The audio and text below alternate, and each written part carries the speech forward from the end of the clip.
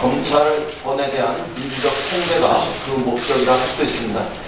영장 청구권, 기소권, 직접 수사권, 수사지휘권, 경찰 수사 사건의 송치 등 방대한 권한을 가지고도 어떤 기관으로부터 견제받지 않는 검찰 권력의 분산을 이루는 것이 공수처의 핵심적인 목적입니다. 따라서 공수처는 정권 연장용이 절대로 아닙니다. 이해창 대표의 독립된 수사기관, 진수위원의 공기처, 이재호 의원의 별도의 사정기관, 정몽준 대표의 공수처, 김문수 전 지사의 공수처 등 20년이 넘게 자유한국당의 주요 인사들이 주장해 왔습니다. 이분들이 과연 정권 연장을 위해서 공수처를 주장해 왔겠습니까? 게다가 우리가 야당인 시절 주장했던 공수처가 어떻게 정권 연장용이란 말입니까? 야당 탄압용, 게시판포는 더더욱 아닙니다. 집권당 쪽에서 임명한 7천여 명의 고위공직자를 주 수사 대상으로 합니다. 겁을 내면 여당 인사들이 겁을 내야지 야당이 겁을 낸다는 건 말도 안 됩니다. 그래서 공수처는 공포수사청이 아닙니다. 검찰은 잘못하면 0.1%만 기소되고 일반 국민은 40%가 기소됩니다. 잘못하면 국민이든 검찰이든 똑같이 처벌받는 법 앞에 평등한 공수처는 말 그대로 공정수사청일 뿐입니다. 공수처는 절대로 옥상옥이 아닙니다. 비대한 검찰의 권력은 마땅히 분산해야 합니다. 우선 조직적으로 분할해서 권력의 분산을 이루고 공수처와 검찰이 서로 견제와 균형을 취하게 함으로써 민주적 통제를 할 수 있어야 합니다. 다음으로 검찰의 비대한 권한을 분산해서 수사권과 수사지휘권을 경찰에 나누고 그렇게 해서 검찰 권력을 국민의 권력으로 되돌려놓는 방향이 검찰개혁의 주요한 핵심 과제입니다. 당연히 공수처는 수사는 물론 기소도 할 수 있어야 합니다. 비리 검찰을 수사할 수 있고 특히 기소할 수 있는 유일한 기구가 공수처입니다. 비리 검찰을 수사하고도 기소할 수 없다면 검찰이 기소권을 가지고 셀프 처리를 하게 됩니다. 대한민국의 검찰을 수사할 수 있는 견제장치는 아무데도 없습니다. 검찰에서 생기는 만악의 근원은 바로 여기서 아무도 견제하지 않는다는 데서 비롯되었습니다. 셀프 수사는 물론 셀프 기소는 더더욱 하지 않는 검찰과 분립해서 말 그대로 견제와 균형을 이루기 위해서는 공수처는 수사권과 기소권을 가지고 있어야 합니다. 거듭 말씀드리지만 공수처는 가장 중립적이고 독립적으로 설계되었습니다.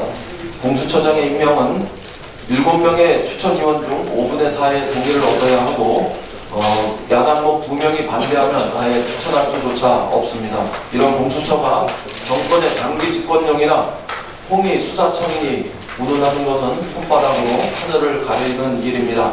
검찰개혁에 온몸으로 저항하는 자유한국당의 기백만을 표현할 뿐입니다. 그런다고 패스트트랙의 과정에서 저질러진 그들의 범법행위가 검찰의 눈에 의해서 결코 가벼워지진 않습니다. 패스트트랙 위반 행위는 그것대로 엄정하게 다루어져야 할 일이기 때문입니다.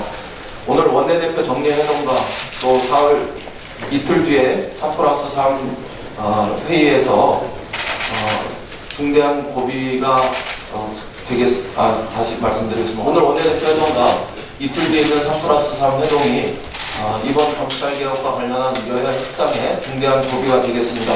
공수처 설치에 대한 엉터리 선동을 멈추시고 자유한국당이 진전된 제안을 가져오길 기대합니다. 우리는 끝까지 합의를 통해서 검찰개혁을 달성할 수 있도록 최선을 다하겠습니다. G20 재무장관 회의가 우리나라의 준 고언을 국회는 적극적으로 받아들여야 합니다. 지난주 G20라고 불리는 세계 주요 20개국 재무장관과 중앙은행 총재 회의가 개최되었습니다. 회의에서는 세계 경제가 처한 위협 요인으로 무역 분쟁의 격화, 정책의 불안정성 확대, 지정학적 위기의 고조, 그리고 금융 취약성 확대 4가지를 꼽았습니다. 모두 우리 경제에도 중대한 의미를 갖는 지적들입니다.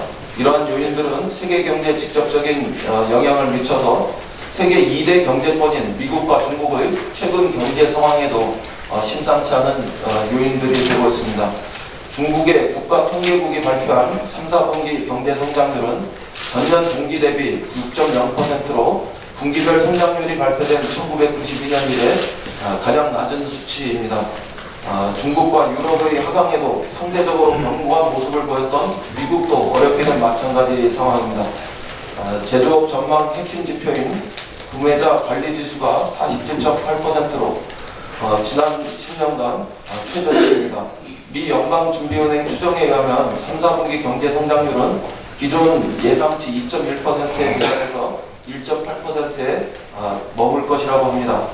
세계 경제의 쌍두마차가 무역 분쟁으로 동력을 잃고 있기 때문에 다른 모든 국가에도 어려움은 마찬가지로 가중될 것입니다. 특히 수출 의존도가 높은 한국, 독일, 홍콩, 싱가포르이 가장 큰 피해를 보고 있습니다. G20 재무장관 회의는 전 세계를 대상으로 3가지 정책을 제안했습니다. 첫째, 확장적인 통화 재정 정책입니다. 둘째, 성장 동력 확보를 위한 구조 개혁 정책입니다.